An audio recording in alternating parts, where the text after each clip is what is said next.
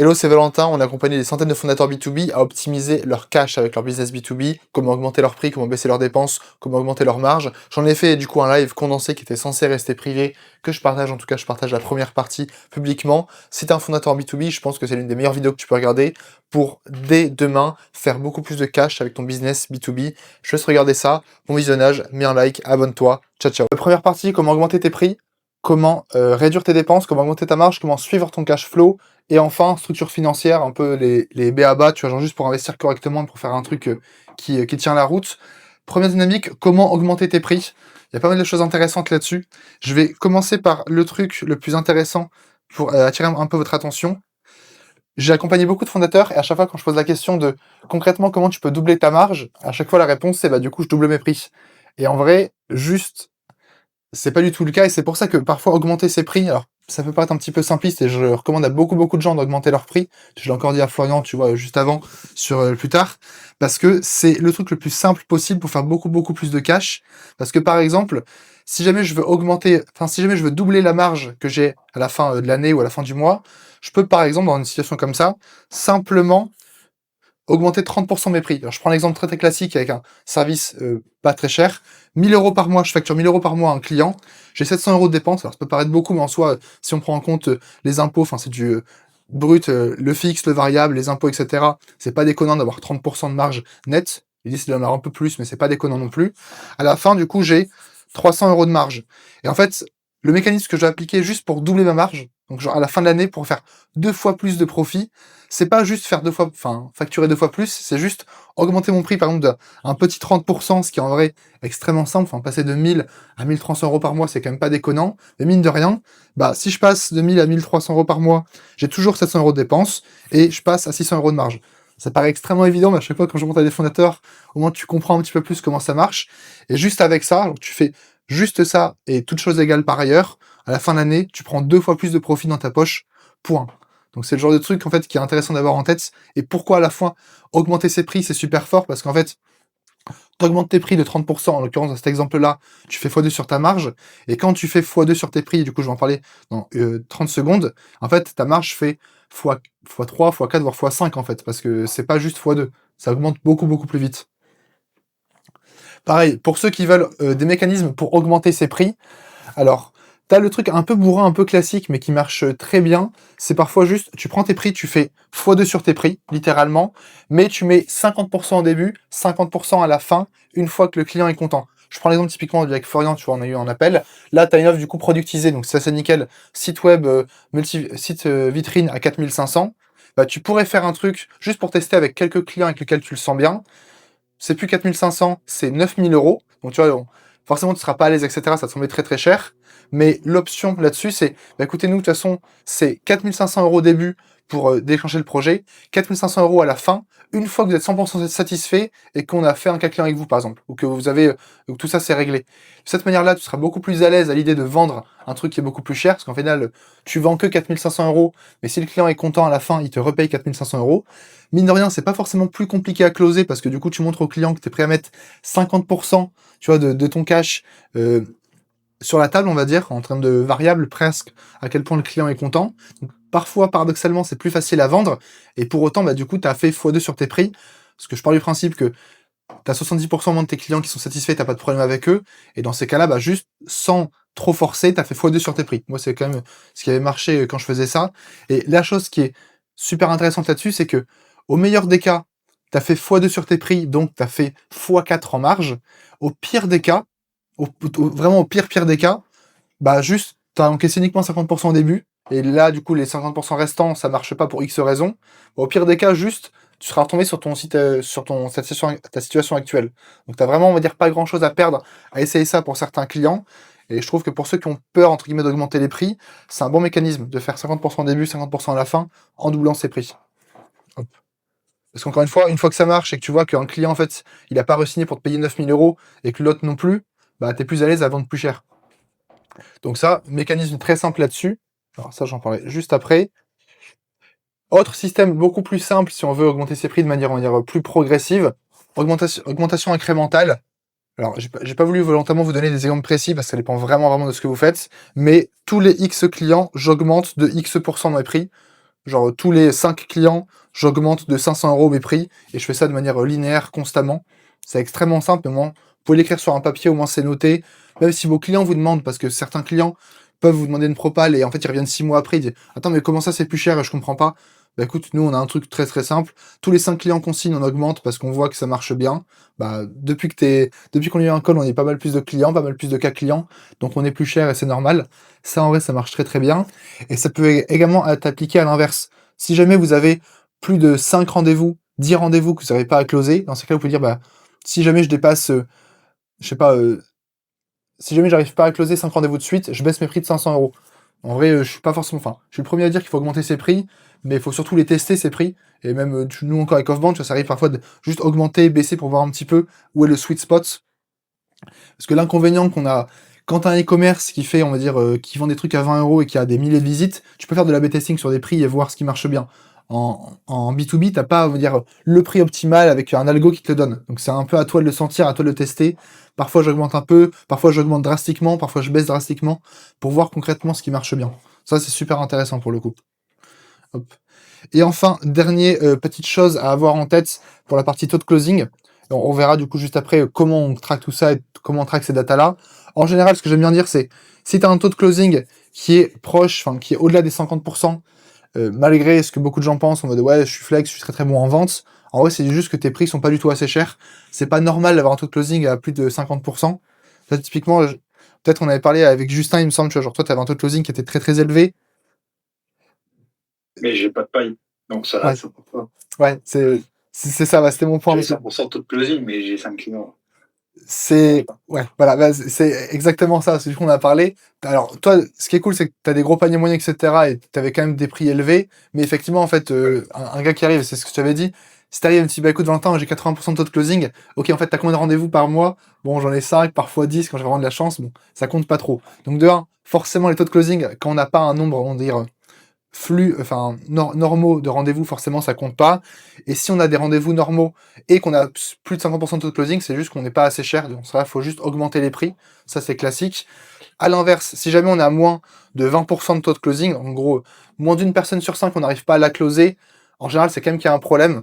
Et le sweet spot, en général, est entre 20 et, entre 20 et 50% de taux de closing. Moi, c'est ce que j'aime bien avoir. La question, c'est si tu as moins de 20% de taux de closing, est-ce que tu as des bons cas clients ou pas? Si jamais t'as pas de bons cas clients et que tu as moins de 20% de closing, dans ces cas-là, juste bah, baisse tes prix parce que ce qui te manque, c'est juste des cas clients. Dans ces cas-là, bah, 3 cas clients minimum. Et une fois que tu as au moins 3 cas clients, tu peux reprendre tes prix actuels et, remettre à closer. Si, et ça arrive pour certains clients, si tu as un taux de closing qui est inférieur à 20%, mais que tu as quand même du coup des cas clients qui sont bien, dans ces cas-là, c'est qu'il y a un vrai problème sur l'offre. Donc à la fois, bon, le truc classique, ce serait de baisser ses prix, mais c'est faux. Si jamais tu as un prix comme ça, avec des cas clients, ce serait une erreur de baisser ses prix. Dans ces cas-là, il faut surtout revoir la partie offre. Donc c'est quoi la promesse, c'est quoi tes garanties, enfin plein de choses comme ça dont on a parlé. Donc voilà, c'est un truc un peu très très simpliste, on va dire, ça peut être amélioré. Au moins, on a ça en tête. Si vous êtes dans ces catégories-là, on pourra en parler du coup juste à la fin du live. Encore une fois, je fais un petit monologue d'une demi-heure. Après, je pourrais prendre vos questions. Ça, c'est intéressant. Hop. Augmenter ses prix. Et ça, j'en parlerai plus tard. C'est un peu plus technique. Surtout qu'il n'y a, pas de SaaS ici. Deuxième, qui est en vrai beaucoup plus simple, on va dire, réduire ses dépenses. Déjà, c'est un truc, comment cramer du cash intelligemment. Au début, en vrai, autant cramer pas mal de cash et pas forcément optimiser tout pour la partie marge. Enfin, ça dépend, ça peut être en dessous de 2000, en dessous de 5000, en dessous de 10 000, en dessous de 20 000, tout dépend de l'ambition des personnes. Euh, Enfin, je suis pas forcément fan d'optimiser la marge. Si jamais tu fais vraiment vraiment peu de cash, en général, je trouve que ça sert pas à grand chose. Comme dit Hormozy, du coup, time to learn, time to earn. Si t'es encore au début, en vrai, juste, tu peux te permettre de tout cramer et de t'en foutre de la marge parce que tu vas avoir une taille critique où c'est enfin pertinent d'optimiser de la marge. Ça, c'est vraiment propre à chacun, donc je vais pas dire entre guillemets de prix à partir duquel faut optimiser sa marge ou pas. Mais quand t'es encore au début, tu vois, genre, typiquement, je prends Amgad, je pense qu'il est peut-être le plus débutant qui est ici, d'ailleurs, je vois pas tout le monde, je pense qu'il y a un peu plus de monde. Là, effectivement, la marge, en vrai, Amgad, on s'en fout. Ce qu'il faut, c'est le plus de cas clients possible, être un peu bourrin, on l'optimisera, tu vois, quand tu feras plus de cash. Donc ça, je précise, je préfère le ramener, parce que c'est quand même important. Comment réduire ses dépenses? Alors, il y a plein de manières, mais en vrai, c'est le truc le plus simple. Soit juste tu négocies de fou, comme l'a fait typiquement Florian, tu m'as dit, avec une agence de lead gen et que tu payes 1000 € par mois. T'as dit que tu voulais arrêter, mais du coup, ça les arrange pas. Ils t'ont proposé un 500 € par mois pour faire la lead gen, ce qui est très très peu cher. Donc, soit tu fais un peu le rat partout, ça peut marcher, en vrai. Et t'as raison de le faire, enfin, c'est pas négatif, hein. Enfin, t'as raison. Et ils t'ont fait une grosse Oui, réduc, oui. donc bien joué. Et mais par contre, ce que j'aime bien, c'est juste internaliser les choses, parce que je vois beaucoup de gens en fait, bah, c'est la solution un peu de facilité. Tu vas te payer une agence de lead gen, normalement 2 000 à 3 000 € pour qu'il fasse ça. Payer un ghostwriter 2 000 € pour qu'il le fasse, soit comme Florian, tu vas t'y penser à déléguer, et sur pas mal de gens.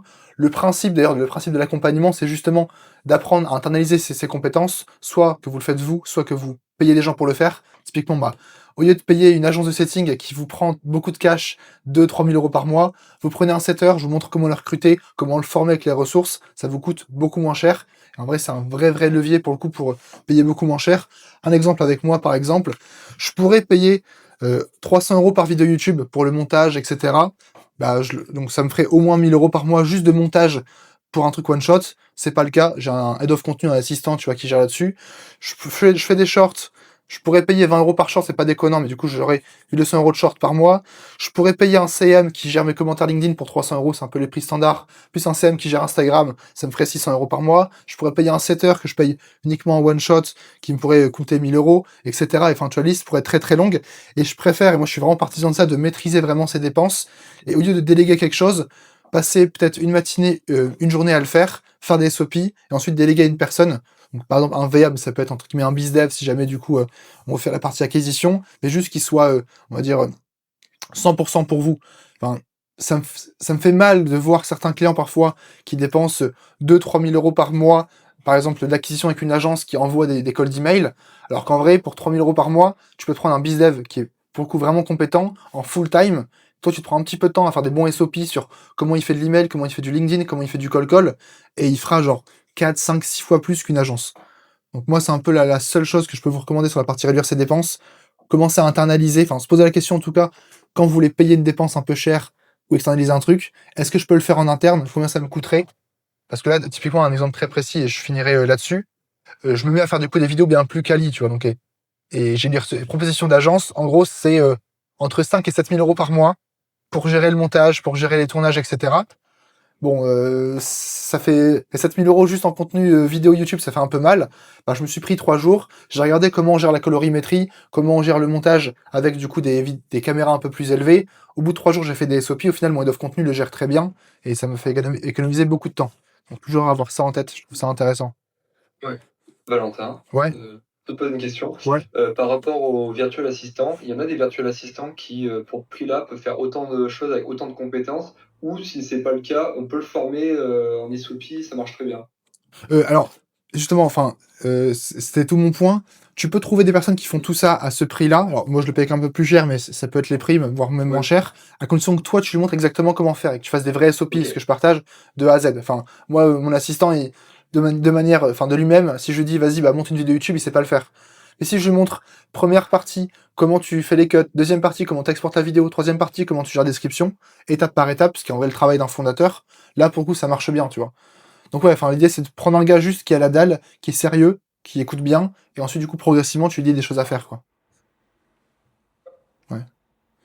Pareil pour un bizdev, tu vois, alors tu peux avoir un bizdev qualifié pour 2 000 € par mois si tu lui montres les ressources d'accompagnement en vente, même en interne, tu vois, comment lancer des campagnes, comment prospecter en call, comment faire du setting, etc. Si tu veux un gars qui soit déjà formé sur tout ça, ça coûte quand même beaucoup plus cher. En plus, il varie avec ses propres méthodes qui sont parfois pas forcément adaptées à ton secteur ou à ce que tu fais. Donc, c'est pour ça que je suis quand même partisan. Et en vrai, c'est un peu le principe d'un business en général. Tu fais des systèmes, tu mets des gens qui font les systèmes. Donc ouais, 100%. Analyser tes chiffres, tu dois et vous devez pouvoir me dire, entre guillemets, un peu sur le bout des doigts quand je vous pose la question, c'est quoi votre cash signé? Donc ça, à la rigueur, ça va encore pour beaucoup de gens, parce que vraiment tu le déclares, en tout cas tu déclares au moins ton cash encaissé. Déjà, faire la différence entre les deux. Bon, tu peux signer beaucoup de facturés, mais pas beaucoup d'encaissés, donc ça c'est un gros truc. C'est quoi vos dépenses fixes, dépenses totales, donc fixes et variables? Ça, par exemple, il y a plein de gens qui se pensent très très propres sur la partie dépenses. Ils savent très bien ce qu'ils ont encaissé parce qu'ils le déclarent. Par contre, leurs dépenses, bon, on sait pas trop où ça va, tu vois, genre, je sais que je fais de la marge, mais à la fin, tu vois, j'en ai pas trop, on sait pas forcément d'où ça vient. Marge brute, marge nette, en gros après les taxes, etc. D'ailleurs, c'est un gros sujet parce que surtout pour ceux qui sont encore soit en France avec l'ACRE, soit qui sont encore en micro et qui passent en boîte, ils se font défoncer. Et c'est le cas, je vous montrerai juste après. Tu es habitué en fait à faire de la marge parce que, je sais pas, tu te lances, t'as l'ACRE à 11%, et 3 mois après, en fait, c'est fini et tu passes de 11% à 45% d'imposition. Bah en fait, là, genre, t'es foutu, tu vois. Genre, si t'as pas vraiment anticipé ça, bah, tu te prends un moins 30% de marge qui était plus ou moins ta marge. En fait, t'es juste en négatif alors que t'as rien changé. Donc ça, important, tu vois, de prévoir ça à l'avance. Et surtout, et je vais partager du coup un template que du coup bah, Lucas a fini, donc c'est pour ça que c'est intéressant. Client perdu, client signé, client upsell pour la partie churn. Parce que bon, c'est cool d'avoir des clients signés, mais si tu signes 2 clients par mois mais que tu en perds 3, bon, bah, tu es en négatif, mine de rien. Donc client perdu, client signé, et les clients que vous arrivez à upsell, bah, concrètement c'est quoi? Et sinon, suivre la partie data, donc nombre de R1, taux de closing et votre LTV actuel. Alors, encore une fois, je fais un mini passage là-dessus. Il me semble que Lucas a partagé plein de choses. Hop. Là-dessus, j'en ai fait un live, donc je vous laisserai checker. Vous avez le replay ici du live school que j'ai fait il y a une semaine sur la partie purement, on va dire, KPI. Vous pouvez reprendre ça. Mais vous avez du coup des Google Sheets au moins précis pour justement dupliquer ça, suivre c'est quoi votre churn client, remplir ça, votre suivi compta, etc. C'est quand même intéressant. Et d'ailleurs, il a fait des versions upgrade qu'il n'a pas encore publiées avec des graphiques qui suivent tout ça. Donc pour ceux qui ne le font pas encore, vous avez des templates, vous pouvez le faire. Hop. Optimiser le cash flow. Alors c'est presque similaire sur la partie optimiser le prix, mais c'est quand même des choses un petit peu, on va dire, différentes. Je prends l'exemple du coup typiquement encore de Florian, parce que c'était un peu un sujet, tu vois, de site web. Pour moi, en général, ça ne sert à rien de parler de MRR quand tu es une agence. MRR, le vrai principe du MRR, c'est Monthly Recurring Revenue, c'est un revenu récurrent. Quand tu es HubSpot, que tu es un SaaS, tu sais que tes clients le mois prochain, ils vont pas tous churn. Donc churn, c'est arrêter l'abonnement. Donc tu as du vrai récurrent. C'est le principe d'un SaaS. Quand tu as une agence, tu as très peu de récurrent. Moi, genre, je pourrais flex et dire que j'ai un MRR. J'ai aucun MRR. Genre, j'ai presque aucun revenu récurrent. Chaque fois, tous les mois, il faut aller reprendre du cash. Même si ça peut être du coup des upsells clients, etc. Des choses comme ça. Juste, le MRR en général, c'est plus pour les SaaS à vrai abonnement. Le principe, c'est vraiment d'optimiser la partie ARR. Et donc, un truc classique, dont j'en parlais typiquement avec Florian et peut-être avec pas mal d'entre vous, au lieu de faire un site web 3000 euros et de vendre une maintenance 200 euros par mois, la personne a 12 fois l'opportunité du coup d'arrêter. Tous les mois, pendant un an, elle voit ce 200 euros en plus qui lui est prélevé. Et à chaque fois, je se pose la question, est-ce qu'ils font vraiment quelque chose ou pas? C'est compliqué. Faible marge, faible cash flow. Et en plus, du coup, tous les mois, tu dois imprimer tous les 25 du mois, retoquer au client pour lui donner une bonne excuse de refaire le mois d'après. C'est quand même fatigant. Alors que exactement la même offre avec un site web juste à 5000 euros, un package complet, plus maintenance, plus support offert pendant un an.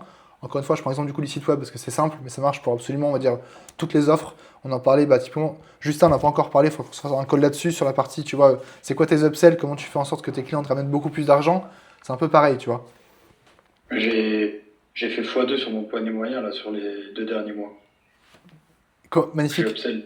Et comment? Mais par contre, donc j'ai fait beaucoup d'upsell. Mais par contre, tu vois, moi, je calcule beaucoup en MRR et c'est la question que j'allais poser. Est-ce que sur des billets beaucoup plus gros, est-ce qu'il y a vraiment un intérêt de passer à pousser le paiement annuel?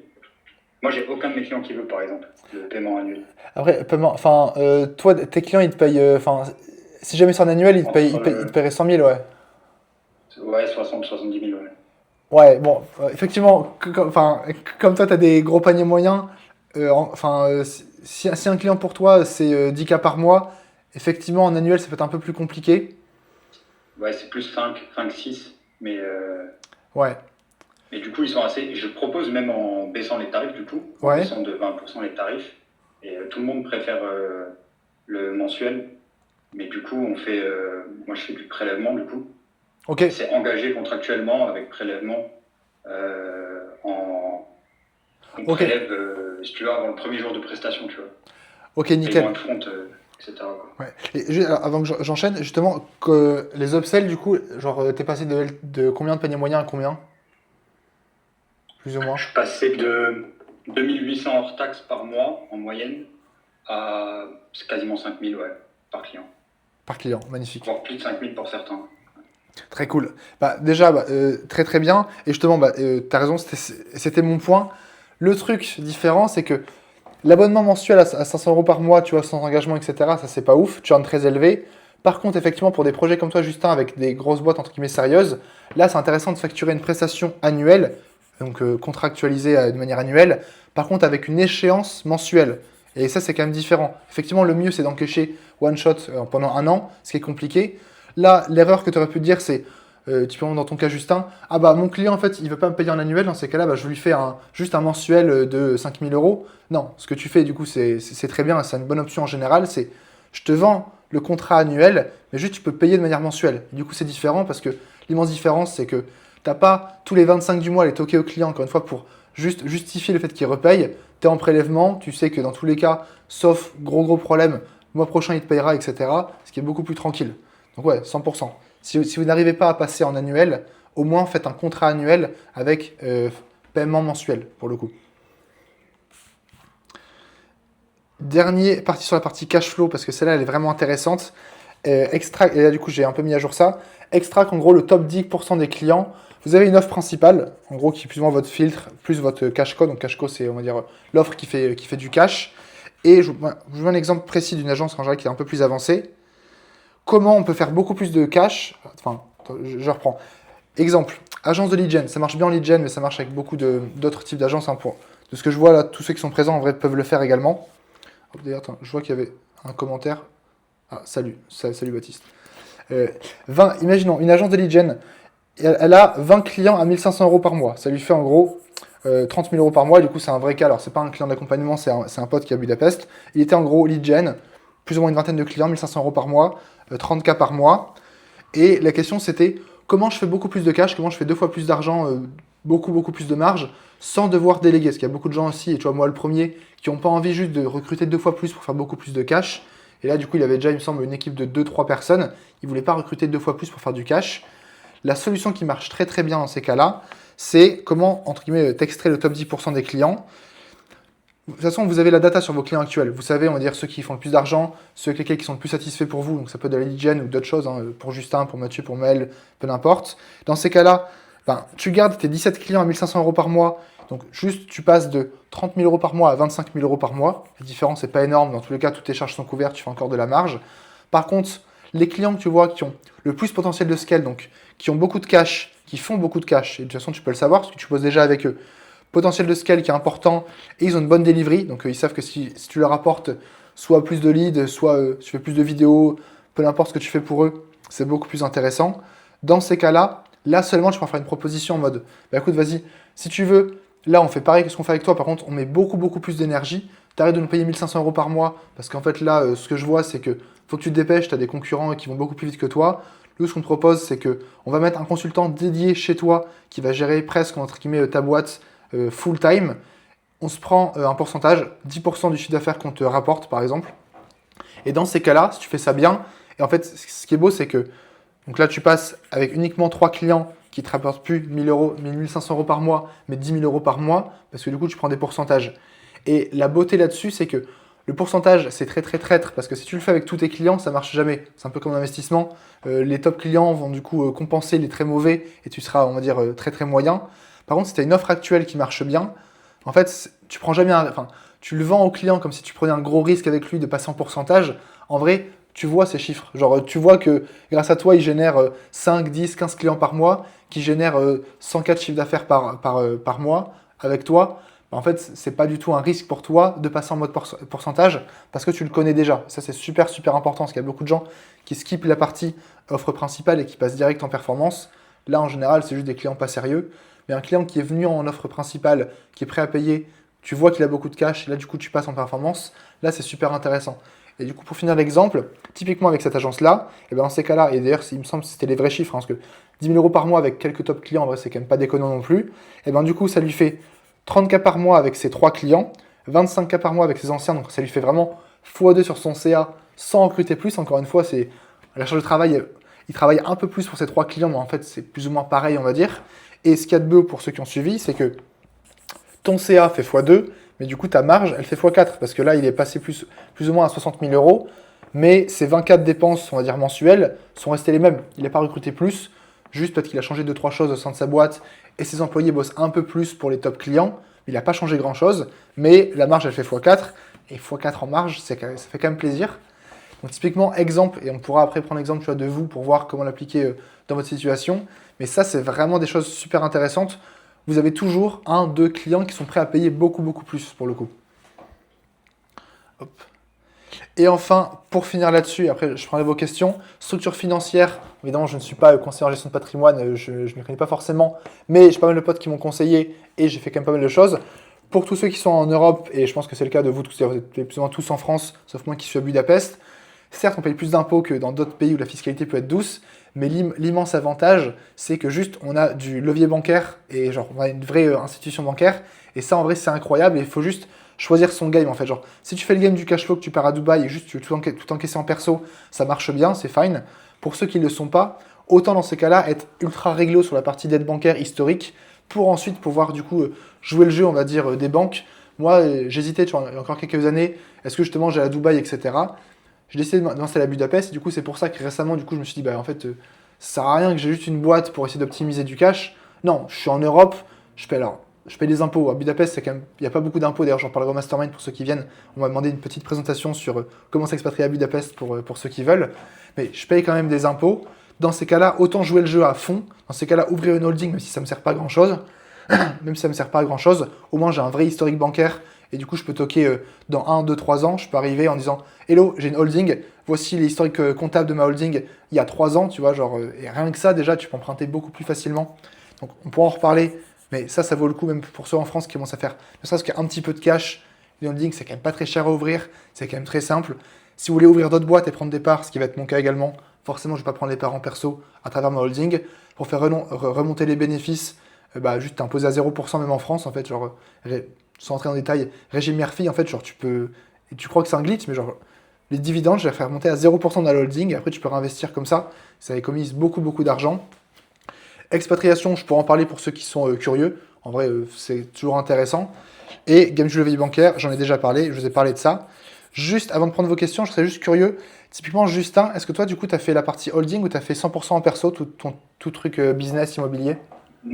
J'ai absolument rien en perso, moi j'ai tout dans des sociétés.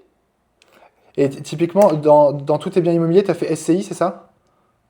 Ouais, Ok. tout à fait. Ok. Et juste par curiosité, après, à quel point tu veux en parler ou pas, tu fais holding qui détient SCI, ensuite tu réinvestis là-dessus, c'est ça? Ouais, tout à fait. Alors la SCI, il y a une utilité parce que tu peux pas, il peut pas y avoir une seule personne, qu'elle soit morale ou physique, qui détient une SCI. Il y a forcément deux associés. Ok. Contrairement à une holding, tu peux faire une SASU, une URL, donc tu peux être solo. Et en fait, le glitch, justement, la holding te permet d'avoir des SCI, ce qu'on appelle des SCI unipersonnels, alors que ça n'existe pas. Et du coup, c'est ta holding et toi, personne physique, qui sont associés sur ta SCI. Ça te permet de monter des SCI tout seul, en fait. Et du coup, en fonction de ta stratégie et de ta stratégie d'impôt, tu fais soit ta holding qui détient une grande majorité des parts de la SCI, soit tu en détiens une majorité en perso. Ça dépend de ta stratégie. Parce qu'en gros, la SCI, elle sera forcément, l'imposition remontera sur les associés. Donc ça veut dire que si elle est détenue en 95% par une entité qui a l'IS, bah, ta SCI sera l'IS. Et inversement, si elle est détenue majoritairement par quelqu'un qui a l'IR, en gros, cette majorité sera imposée à l'IR, enfin sans rentrer dans les détails. Après, ça dépend de la stratégie de tout à chacun. Moi, quand je me suis lancé à l'époque, j'avais déjà plus de revenus en perso, j'avais plus rien en perso. Donc j'ai fait le choix de tout mettre via des sociétés, parce que en perso, j'avais rien, quoi, de toute façon. Ok. Voilà. Ok, c'est bon. Et dernière question là-dessus, je suppose que du coup pour la partie empruntée, c'est 1000 fois plus simple du coup quand tu es en tant que société. En fait, oui et non, enfin, c'est différent. Moi, j'ai loupé sur mes premiers biens la partie bancaire, parce que ça m'a saoulé en fait rapidement. Mais je pense que si tu es déter et que tu es prêt à faire 20 banques, ça peut marcher.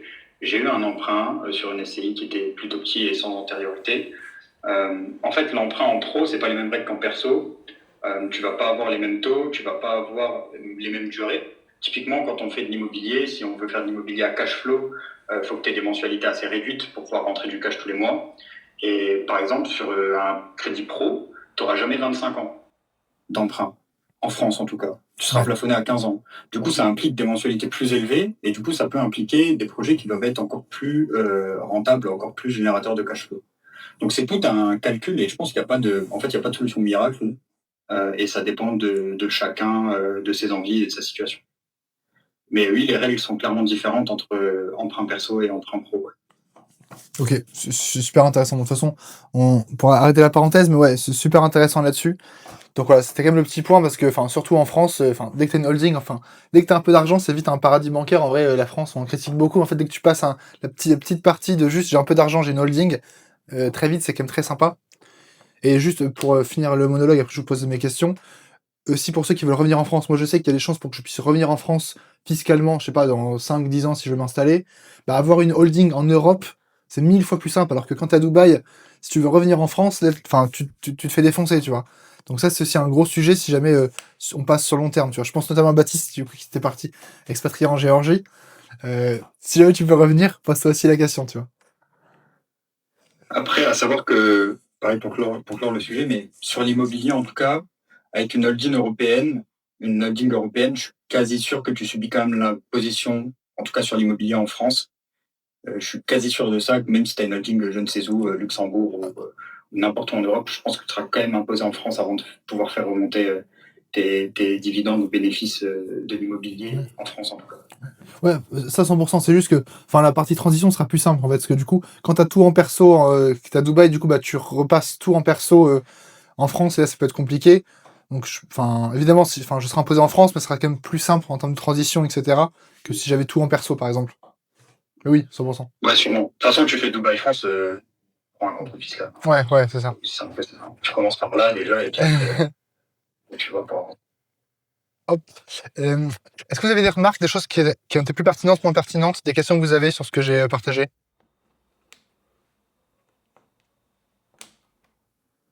All good. Vous traquez tous correctement votre cash sur tout ça, sur la partie data, etc. Vous avez tout ça? Ouais, enfin, on essaye, quoi. Et en termes de marge, est-ce que vous savez à combien vous êtes? Est-ce que vous pouvez le dire, genre, je sais pas si je peux le dire ou pas, pour qu'on en parle. Oui, oui. Nous, on était. Avant, on tournait sur du 20-25%. Ok. Et ce qui est très faible quand même. Et là, on essaie de. Enfin, là, tout ce qu'on essaie de vendre, c'est pas en dessous de 60, quoi. Ok, ok, ouais, ok, bien. Mathieu, Baptiste, Maël, vous le savez aussi?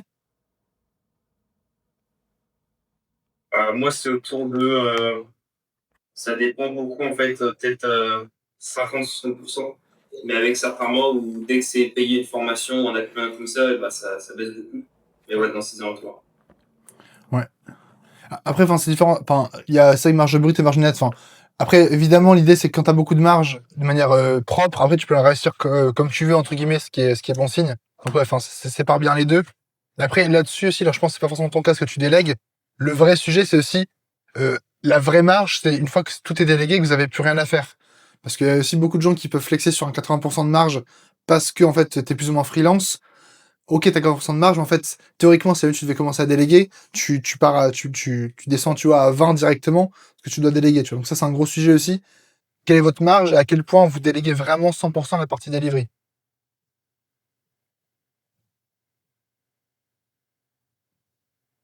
C'est le moment où on flex moins, là, du Euh, ouais. Non, non, ouais, du coup, on essaie de faire de la net on essaie de faire de la net au-dessus de 50%. Mais ok, c'est un peu chaud. Mais c'est sûr qu'avant, on était à 20 en brut, ça en était détruit, ça, quoi. Donc forcément, dès que tu commençais à travailler dessus un petit peu, tu te faisais éclater. ouais, ouais, carrément. Voilà. Là, ça dépend des prestats. Maintenant, on arrive à monter au-dessus de 50% dès qu'on parle de net. Ouais. Trop bien. Hop, alors juste partager ça en plus. Tac. Parce que typiquement, j'en parlais aussi avec Mel, c'était un peu le gros piège. Tu avais signé du coup un très beau client et ça faisait genre 25K, on va dire, pour ce client-là, tu vois, au début. Mais comme en fait tes prix étaient pas assez chers, forcément, du coup, tu pouvais pas forcément déléguer. Et du coup, bah en fait, tu avais une très bonne marge et tu avais beaucoup de cash. En fait, le piège, c'était que du coup, tu avais signé, c'était David qui devait le faire, le fondateur, et du coup, pas un freelance. Et là, du coup, bah, le point, maintenant que tu commences à déléguer, c'est en fait, je pensais que j'avais beaucoup d'argent parce que je facturais un truc à 25 000 euros et qui me coûtait pas beaucoup de temps. Mais maintenant que je dois déléguer, en fait, c'est plus si rentable que ça et il faut que j'augmente mes prix, quoi. Ouais, bah c'est un peu ça. Ouais. Donc pour le moment, bah, le client nous arrange bien, mais je pense que d'ici quelques mois, oui, on peut dire que faut dessus. Donc ça, on continue, ça on continue. Ouais. Ça, je vous ai parlé, hein, pour l'annoncer aux clients, enfin, on a parlé juste de manière Ouais. objective. Tu dis pas que c'est trop cher, tu dis juste, là, actuellement, on est sous l'eau, tous nos clients nous payent ce prix-là. Vous êtes un ancien client, donc par respect, on a gardé ce prix-là. Par contre, nous, c'est juste plus tenable. Donc, c'est pas un truc marketing, juste, on a vraiment pas le choix. Soit on passe à ce prix-là qui peut être beaucoup pour vous parce que vous êtes habitué à tel prix. Je le comprends, pas de problème. Si on s'arrête là, il y a pas de problème. En tout cas, nous, on a juste pas le choix parce que maintenant, on a beaucoup grossi depuis qu'on se connaît. Tu vois, tu fais un truc de manière objective, tu vois, tu lui dis ça, faites ce que vous voulez. Normalement, ça devrait bien se passer, tu vois. Et si je, pour ceux qui veulent aller plus loin, euh, vous avez mon écran, à quel point, alors ça, je pense pas que vous le traquez, ça peut être important aussi, juste churn aussi, enfin, vous avez les templates, concrètement, vous avez combien de clients, enfin, nouveaux clients tous les mois, combien de clients du coup partent, combien de clients sont upsell, combien de cash ça fait. Donc là, bon, la partie cash flow, je l'ai mise assez également, c'est un truc classique. Ah bien, il a... Ah bien ça, nickel. Et je découvre en direct que c'est Lucas qui a mis à jour ça. Et surtout pour ceux qui veulent checker les parties contraintes prioritaires. Et je finirai là-dessus parce que c'est plus ou moins lié aussi à la partie aussi cash. Traquer vos datas pour savoir où est le problème. Enfin, c'est moins plus simple, pour moi, de vous voir vos datas pour voir où est le problème. Et surtout, même pour vous. Genre, typiquement, si jamais enfin, nombre de rendez-vous, combien vous closez vraiment en direct, etc., avoir vraiment un tracking ultra précis là-dessus, c'est quand même super important parce que parfois, en fait, quand tu analyses du cash, et je prends l'exemple, tu vois, j'avais analysé ce que faisait Gaspard avec son agence, quand tu regardes vraiment les chiffres, en fait, tu te rends compte qu'il y a des choses vraiment, on va dire, pas normales, et pas besoin d'être un financier avec un grand groupe pour voir, enfin, pour lire le business à travers les chiffres, même si vous faites déjà un petit peu de cash, juste avoir un truc ultra clean là-dessus sur, et moi du coup j'ai un gros travail actuellement sur Roveband pour centraliser toutes les datas. D'ailleurs, si jamais j'arrive à faire un truc vraiment clean, je vous le partagerai. Genre juste toutes les datas en temps réel, d'absolument tout, on va dire, ce qui est essentiel. Et je finirai là-dessus, ce sera le sujet d'un autre live que je ferai prochainement, avec pouvoir constamment définir votre contrainte prioritaire. Est-ce que c'est le trafic? Est-ce que c'est le marketing? Est-ce que c'est le produit? Si vous avez encore, d'ailleurs, si vous avez encore 5 minutes, je vais vous partager ça, ça sera intéressant. Hop. Est-ce que c'est pareil? Ouais, voilà. Tac. En gros, j'ai pas prévu d'en parler, mais je pense, en fait, ça rejoint le même sujet, donc je vais le faire maintenant. C'était pour un prochain live. Hop. Tac, tac. Métaphore extrêmement simple, un peu classique, mais même si on est un peu plus, on va dire, intellect que ça. Si jamais je fais des chaussures, ça paraît logique à tout le monde. Ça, c'est du coup, nombre de semelles, nombre de lacets, nombre de tiges. Tiges, c'est du coup, c'est la chaussure. Pot de transport, nombre de ventes par jour. Ça paraît logique de, ma contrainte prioritaire, c'est à chaque fois, du coup, là, c'est juste, boîte de transport. Genre, j'ai beau avoir beaucoup de semelles, beaucoup de lacets. Le problème, c'est que là, je suis limité à 80 par jour. Donc, ma priorité ultime, c'est de régler ce problème de 80 boîtes de transport par jour avant de passer à la prochaine.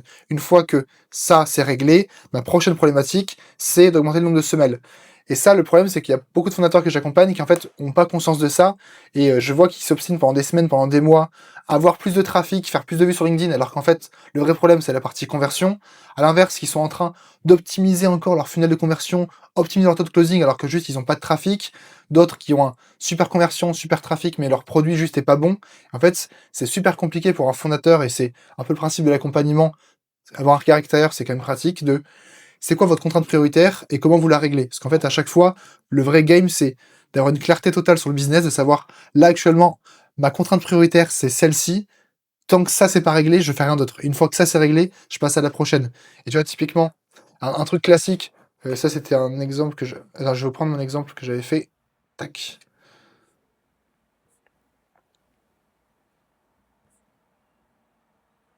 Donc, en gros, vous avez, pour vous aider là-dessus, c'est quoi mes contraintes prioritaires? Autant voir ça sous forme de trois, on va dire, catégories. Trafic, marketing, produit. Et marketing, ça peut être conversion en soi, c'est plus ou moins pareil. Trafic, c'est combien de nouvelles personnes chaque jour découvrent mon offre. Ça peut être de la prospection, ça peut être du setting, ça peut être des ads, ça peut être du contenu, ça peut être des vues, ça peut être du referral, peu n'importe. Juste tous les jours, combien de personnes parlent de votre boîte, de votre offre, partie trafic. L'autre goulot d'étranglement potentiel, c'est la partie marketing conversion. Combien de leads, rendez-vous clients j'ai chaque semaine. Donc c'est plus ou moins différent, mais c'est à la fin, c'est quoi mon trafic, c'est quoi mon nombre de rendez-vous, mon nombre de leads. Et sur la partie produit, alors c'est compliqué d'avoir de la data sur un produit. Ce que j'aime bien dire, c'est quoi votre pourcentage de clients satisfaits et où que vous avez upsell. Typiquement, tu vois, genre, si Justin, t'as réussi à upsell presque tous tes clients, bon, Le produit, visiblement, c'est qu'il est good. Dans ces cas-là, c'est que la priori, tu vas aller autre part. Est-ce qu'elle est plus sur la partie conversion, plus sur la partie trafic? Typiquement, dans ton cas, 100% taux de closing, pour l'instant, c'est pas encore sur la partie, on va dire, conversion marketing. Juste, de toute façon, on sait, je t'apprends rien. Là, c'est la partie trafic. C'est les deux, tu dis? C'est trafic, marketing. Ouais, bah, je pense que j'ai zéro nouvelle personne pour 9 jours. Et du coup, bah, j'ai zéro lead ou rendez-vous, tu vois, en réalité. Pour être. Ouais. Après, j'ai 100% d'upsell et je pense que j'ai 100% de taux de satisfaction, mais j'ai zéro trafic ou marketing. Ouais, mais dans ce cas, du coup, ta contrainte prioritaire, et du coup, c'est le cas, parce que tu bosses là-dessus sur LinkedIn, et tu le fais bien, c'est surtout la partie trafic, enfin, la partie marketing, si tu avais des rendez-vous qualifiés, pour l'instant, je pense que ça se passerait bien. Le vrai sujet, c'est juste que t'as pas assez de personnes qui découvrent ton offre, tu vois. Ouais. Donc ça, 100%. Et pour être plus précis sur les exemples, trafic, c'est quoi? C'est vue de profil, budget en ads, message envoyé, personnes qui parlent de vous. Sur la partie conversion, c'est nombre de leads, nombre de rendez-vous, taux de closing. Et en produit, c'est en gros NPS. D'ailleurs, vous avez reçu des NPS. D'ailleurs, n'hésitez pas à répondre. Lucas vous en a envoyé. NPS, upsell, referral. Ça, c'est des choses intéressantes. Et juste avec ces datas-là, tu vois très rapidement où est la priorité. Et pour vous raconter rapidement l'histoire, hop, c'était ça, exemple de client off-band, voilà. En gros, ça sera peut-être plus parlant par rapport à ça. Step 1 de off-band, je sais pas, quand j'avais lancé l'accompagnement, j'ai pas forcément de date en tête, j'avais plus ou moins 5000 personnes, 5000 on va dire eyeball, 5000 qui découvraient mon offre, on va dire chaque semaine à travers YouTube, LinkedIn, Instagram, etc. C'était bien. Je pouvais prendre maximum, et là c'est très très concret, je pouvais prendre maximum 50 R1 par mois. C'est moi qui gérais les rendez-vous, je pouvais jusqu'à 50 rendez-vous, là c'était vraiment compliqué, et en gros je pouvais onboarder et gérer 10 nouveaux clients par mois. Ça c'était ma priorité. Le problème, c'est qu'actuellement, juste, j'avais pas assez de personnes qui voyaient mon offre. En vrai, mes 50 rendez-vous étaient jamais bookés et j'avais pas 10 clients qui venaient tous les mois dans l'accompagnement off-band. Dans ces cas-là, ma contrainte prioritaire, c'était la partie trafic. Dans ces cas-là, mon seul focus jour et nuit, c'était d'avoir plus de personnes qui voient mon offre, YouTube, Instagram, prospection, peu n'importe, setting. Dans ces cas-là, je passe à l'étape 2. Je me suis focus là-dessus. J'ai réussi à passer du coup de 5 à plus ou moins, on va dire, 15 000 personnes qui découvraient mon offre tous les mois. Et dans ces cas-là, là, mon goulot d'étranglement, c'était plus la partie trafic, ça s'était réglé, c'était la partie R1. Je faisais que des rendez-vous, j'avais pas le temps, du coup j'avançais pas. Donc le problème c'est que je devais régler la partie nombre de rendez-vous parce que j'étais bloqué à 50 et ça allait pas. Dans ces cas-là, mon seul focus était la partie conversion. Comment je peux avoir beaucoup plus de rendez-vous? Je dois commencer à déléguer. Donc là, du coup, j'ai mis de côté la partie produit, la partie trafic. J'étais uniquement focus sur la partie conversion. C'est quoi mes cas clients pour que je puisse closer, même si c'est pas moi qui vends l'offre? C'est quoi mes systèmes de nurturing? C'est quoi, du coup, le sales qui va gérer les appels? Donc, du coup, le recrutement du sales, SOP, etc. Gros chantier pour passer plus ou moins de 100 R1 théoriques. Pour l'instant, du coup, on n'a pas 100 R1 par mois. Donc, on avait passé ça rapidement. Ensuite, prochaine étape, on avait des rendez-vous, on closait, on avait assez de trafic. Par contre, en fait, on n'arrivait pas à onboarder assez de clients. Enfin, du coup, j'étais un petit peu sous l'eau, tu vois, il y a une petite période un peu compliquée où je passais beaucoup trop de temps en consulting, etc. Et j'ai pas le temps pour créer des ressources, pour faire des lives, etc. Dans ces cas-là, ma contrainte prioritaire, c'était la partie produit. J'ai commencé à recruter Lucas, qui du coup maintenant gère tout ça. Donc là, c'est en train de se faire, et je pense que là, maintenant, on a une structure qui peut passer presque à, je sais pas, théoriquement, on n'y est pas, mais 30 clients par mois, parce que Lucas, du coup, tous les prochains, pourra les gérer, les onboarder, etc. Donc maintenant, la contrainte prioritaire, le produit, c'est bon, c'est de remplir tout le pipeline de 100 R1, par exemple, et du coup, de repasser à un gros trafic. Bon, et en gros, évidemment, c'est un petit peu sans fin à chaque fois. C'est très, très, on va dire, simpliste. Évidemment, c'est plus complexe que ça, il y a beaucoup plus de données à prendre en compte, mais au moins, c'est un truc très, très simple. Constamment, ok, contrainte, c'est quoi? Plus de trafic, plus de conversion, ou plus de produits, on va dire, et constamment avoir ça en tête. Et là, du coup, typiquement, pour finir la boucle, et je finirai là-dessus, là, niveau sales, on est bon. Du coup, c'est bon, j'ai une personne qui peut théoriquement prendre 100 rendez-vous par mois. C'est juste que du coup, à moi, lui donner assez de rendez-vous. La partie produit, on est bon. On a beaucoup bossé là-dessus. Là, c'est la partie trafic. Donc, ça fait longtemps que j'ai pas eu un problème de trafic. Maintenant, du coup, c'est le cas. Encore une fois, quand je dis problème, c'est pas que j'en manque, c'est juste que j'en veux beaucoup plus parce que c'est ma contrainte prioritaire. Dans ces cas-là, je suis en train de relancer les listes. Ça fait 1 an et demi que j'ai pas lancé les listes parce que j'ai jamais eu le temps. Là, du coup, on relance les listes. Dans quelques semaines, ça va se lancer. Contenu, du coup, je me suis mis sur Instagram, j'ai lancé plusieurs chaînes YouTube, beaucoup plus de contenu pour faire plus de vues. Parce que là, du coup, ma priorité, c'est le trafic. Quand mon sales, il sera à 100 rendez-vous par mois, j'aurai peut-être d'autres soucis. Pour l'instant, c'est pas le cas. Donc, focus sur le trafic.